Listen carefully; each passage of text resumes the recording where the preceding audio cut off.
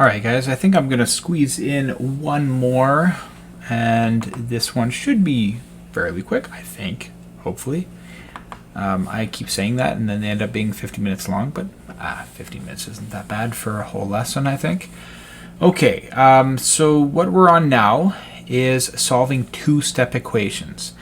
Now, two-step equations are going to be trickier than one-step equations, but you have all the skills. I will say a few things along the way, and when I do and I point them out, I would recommend you like star them or highlight them or something in your notes to help you pinpoint where those are, or write them in the margins. I don't know. But as we see different things, you'll notice a few rules that might help you understand how to do these better. And one of the big ones is you can't divide or multiply when there is addition on your side of the equation, because everything you do affects the entire side. So take a look at this one, for example. 5x plus 3. If I want to say, well, look, the x is being multiplied by 5, so I should divide by 5, right? Somebody, I'm sure, is going to say, all right, let's divide by 5 on both sides, and so that gets rid of this one, and then here we divide by 5. That would be wrong. The reason that is wrong is because what you actually did is you divided both sides by 5. So you did this and you did this. Now that is okay, but it's not helpful, because what you end up with is 5 over 5x, yes, that cancels out, plus 3 over 5 equals 33 over 5. Does that look easier? Doesn't to me. I mean, I can still solve it, but what a waste of time. So what you want to do is get rid of all the extra pieces that are not attached to your x first, get them over to the other side, and then when you have 5x is equal to something and there's nothing attached to it, now you can do multiplication and division. All right, that's a big one. So star that one, write that out, whatever you need to do. You will practice it again and again, but make sure you know that. That's so important. Okay. Solving two-step equations. Opposite operations, same thing. Just watch it happen and you'll get a little practice. 5x plus 3 equals 33.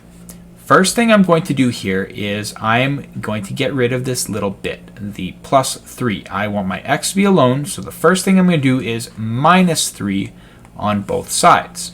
And doing that, plus 3 and minus 3 cancel out. Addition and subtraction. So I have 5x equals 33 minus 3 is 30. Now I have 5 times x equals 30. The opposite of this is divide by 5 on both sides. X equals 30 divided by 5, and that is 6. Final answer. Now I can always go back and check. I'm not going to do it for everyone, but I want to point out that you can. 5, substitute 6 for the x. We know substitution now, so that's great. Plus 3 equals 33. So 5 times 6 is 30, plus 3 equals 33. Would you say that 33 is equal to 33? I would. So that means we know that that answer is right. And if you have extra time on tests and stuff like that, you can get 100% on your math test just by checking your answers, because you'll know that you got it right. That's one of the great things about math, especially this kind of math. Some of the other ones you don't know you got right, but these kinds, solving equations, you can always get them right if you check your answers. Okay, next one. 38 minus 3x equals minus 1. First, I'm going to... there's a couple different things I can do. Let's just get rid of the 38 first, because I showed you that method. So minus 38 on both sides. These are gone. I have minus 3x equals minus 1 minus 38 is minus 39. Now I'm being multiplied by minus 3, so I'll divide by minus 3. X equals 13. positive 13, because it's two negatives being divided. Multiplied, divided, whatever. Okay, next one. Negative 26 equals 14 minus 4v. So my v is over here. I'm going to get rid of my 14 first by doing the opposite. This is gone. So on this side I have minus 4v. And on this side I have minus 26 minus 14. That ends up being minus 40. Now I'll divide both sides by minus 4 because that is the opposite of multiplying by minus 4. So I get v is equal to positive 10. All right. Getting better, hopefully. All right, minus 4 both sides. So minus 5y is equal to 15. Divide by minus 5. Y is equal to, this is a positive divided by a negative. So 15 divided by 5 is 3, yes, but it's negative 3 because one positive and one negative makes a negative. Last one here, I don't know why it's off on its own in a weird place, but let's just do it. We have w over 4 minus 9. The opposite of minus 9 is plus 9. I'll do that to both sides.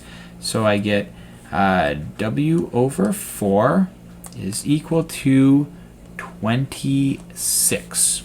All right, the opposite of dividing by 4 is multiplying by 4. If I do it to one side, I do it to the other. W is equal to 26 times 4. Well, I know that 25 times 4 is 100, and then I have an extra 1 left over, so that's 104. All right. That should be all the answers here. Looks good. And here's an opportunity for you to pause the video, try out all that stuff I just did. Remember, these things need to happen first. The bits not connected to the x have to get rid of. You got to get rid of those first before you do any multiplication or division. All right, and yeah. All right, give it a try, pause the video, and when you're done, unpause the video and check your answers.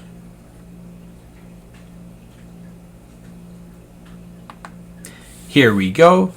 These are your answers. I left the work up here. If you have any problems with any of these, or if I made a mistake, please let me know. X equals 40, X minus 12, X equals 36, and X equals 50. All right. One last bit, and you might have noticed it from this question right here, that if you end up with a minus x equals something, minus x isn't what you're looking for. You're looking for x. You're looking for a positive value of your variable. And so minus x is minus 1 times x. You should know that. The opposite of multiplying by -1 is dividing by -1, so you do that. That's what this piece is here. So we're going to look at when equations take an extra step to solve, and this is an example.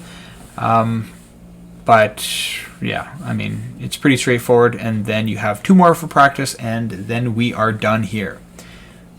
All right, 16 minus x, so the opposite of that is minus 16 to both sides. So I have minus x is equal to positive 4. This is what I'm talking about. I have a negative x. So what I want to do is divide by -1 on both sides. And what that does is anything that was negative here becomes positive. Anything positive becomes negative. So now it's x equals minus 4. Here we go. Minus x over 2 minus 4 is equal to minus 9. I don't know why I rewrote it. Apparently I wanted to. Plus 4 to both sides.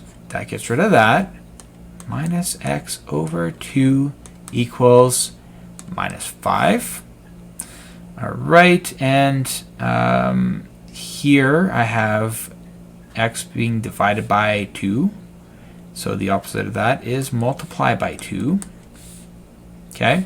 I could also be smart and say this is, dividing by -2 just to save myself a step, but I'm not going to do that.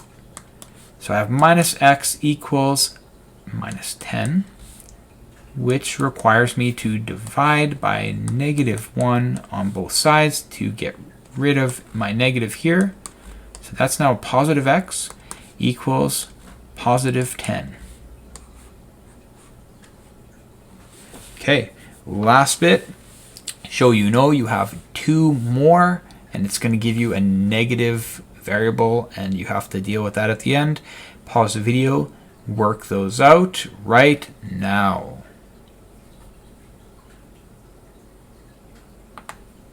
There are your answers, 12 and minus 14. And now it's time to stop.